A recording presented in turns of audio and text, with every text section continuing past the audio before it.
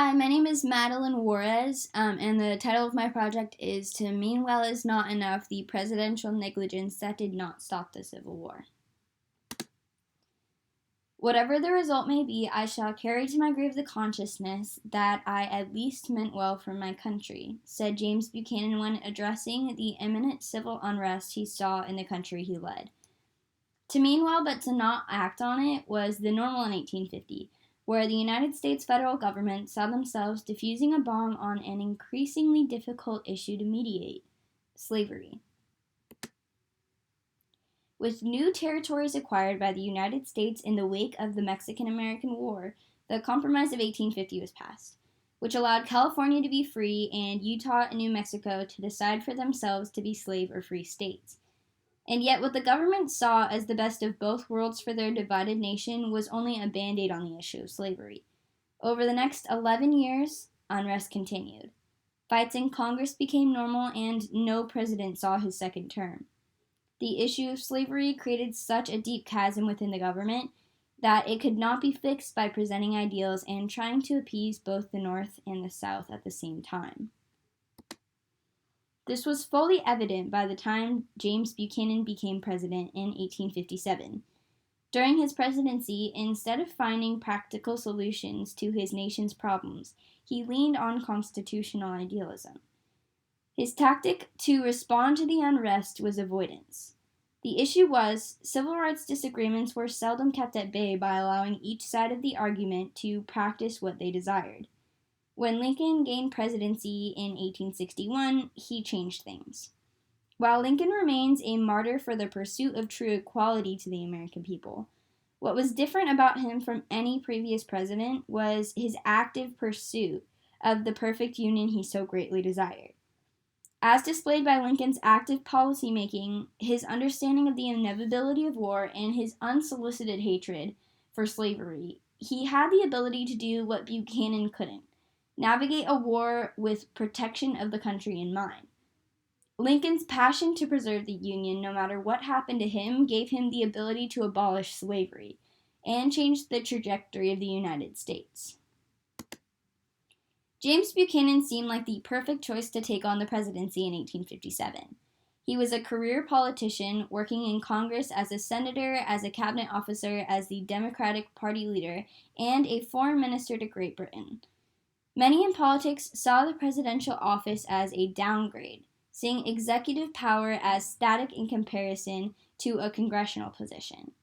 Buchanan saw it as an honor, but did not desire to have the same complacency that so many previous presidents had succumbed to. Rather, he wanted to make actual change on things he didn't have the ability to when he was in Congress. What stood in his way was the constitutional blockades Buchanan saw, which limited his power nationally. So he focused his efforts on anything international as a way to exhibit his power. He was not the typical complacent president, as he actually desired to use his presidency to make change in ways he saw as beneficial for his countrymen, or at least the ones he agreed with. And yet still, personal agendas of change were not helpful in such a time of crisis within the country. Buchanan desired to do nothing outside of his belief system, and to elicit no change that did not directly benefit him. He wanted to maintain his perfect country, a slave-holding, undivided nation. His policies towards any civil unrest happening in the nation reflected these views. On the issue of slavery, he publicly favored the ability for people to own slaves when territories had not yet officially become states. Yet in his inaugural address to Congress, he simply said that he encouraged leaving the slave or free issue up to the states. He simultaneously held Southern-presenting views and did not want to ruffle any feathers, encouraging those in the South to, quote, stand up for their rights and create even more civil conflict to pursue getting the territories to do the same.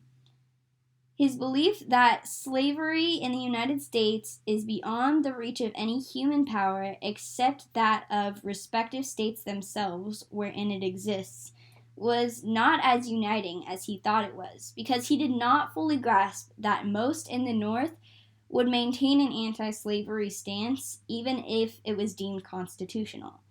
He underestimated the effect of his words and biased public standpoints, and only worked to solve problems to maintain the status quo. The problem was, half the Union was already ready to start a civil war to change the status quo. In February of 1858, Buchanan officially supported the Lecompton Constitution, which would have allowed for slavery in Kansas. This was one of Buchanan's only public advocacies during his presidency, and he created an environment for it to pass. Besides Buchanan's direct advocacy, there were also subsequent rumors of voter fraud and huge advocacy through the administration's newspaper, the Washington Union.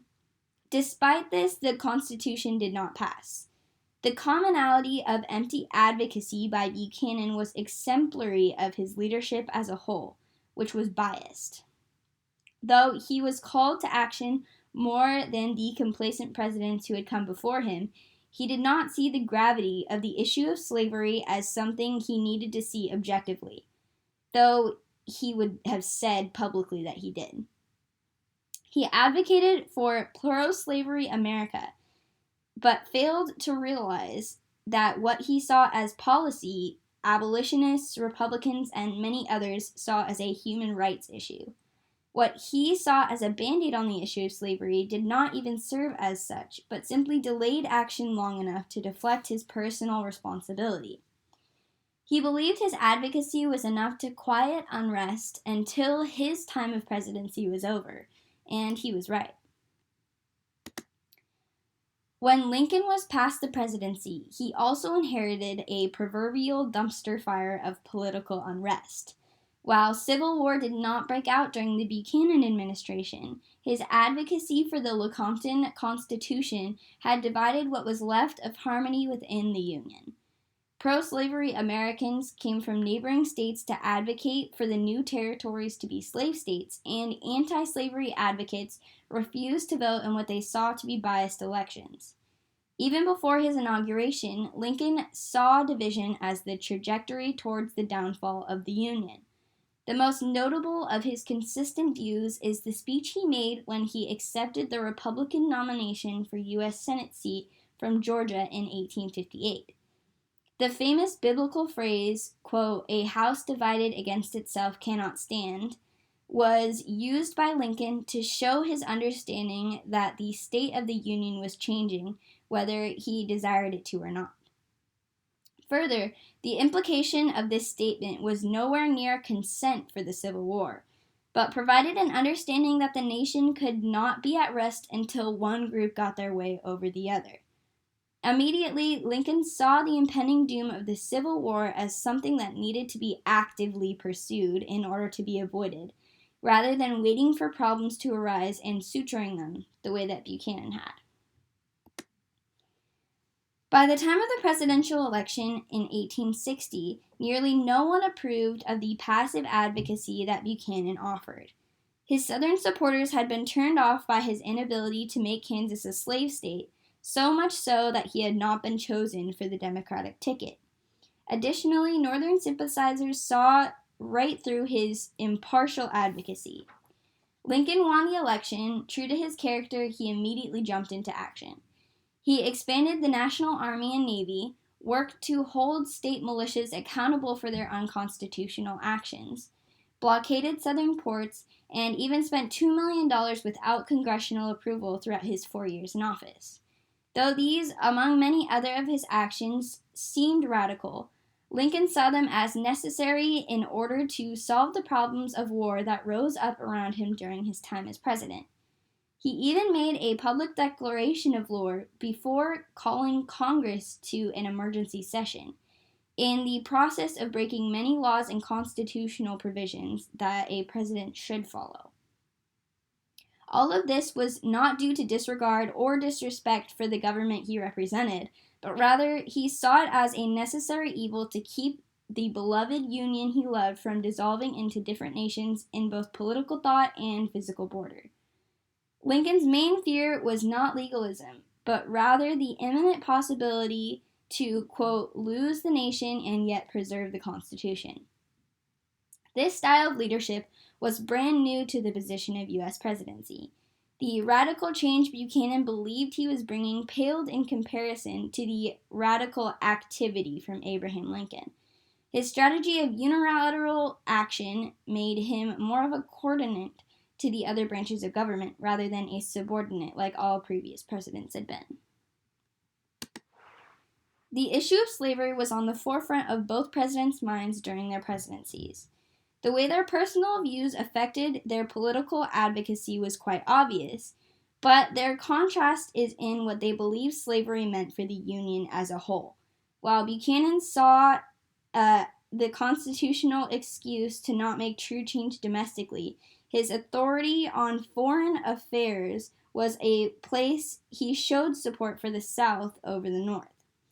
He saw expansion of the South as a way to get more slave states, seeing as that he failed to create a slave state out of Kansas. Through his whole presidency, he deeply desired to acquire Cuba as a territory, which from an outward perspective may have resembled a simple expansion of U.S. power, but specifically Cuba was very intriguing for the Southern ideal, with its 400,000 slaves. His South American imperialist agenda is what he pleaded for the whole last year of his presidency, even going so far as to pleading to Congress to allow U.S. troops to frequent Mexico because their presence as neighbors to the U.S. was full of, quote, anarchy and confusion. This focus on foreign relationships was not random. It was a way for Buchanan to support the South with all that he saw in his constitutional power, which was mostly international affairs.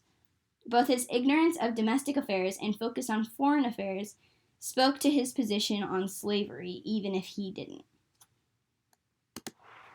Lincoln, on the other hand, understood the North's distaste for slavery. While he cared most about the Union staying whole, he personally detested slavery. This idea was evident in a letter Lincoln wrote to his close friend, Joshua Speed, 6 years before he was elected president. Due to the fact that this letter was to a friend, Lincoln gave his true and honest viewpoints on the institution of slavery. With very little political power at the time, Lincoln outlined his frustrations with the state of the Union in the same way Buchanan had described in this paper. He saw the Union as complacent.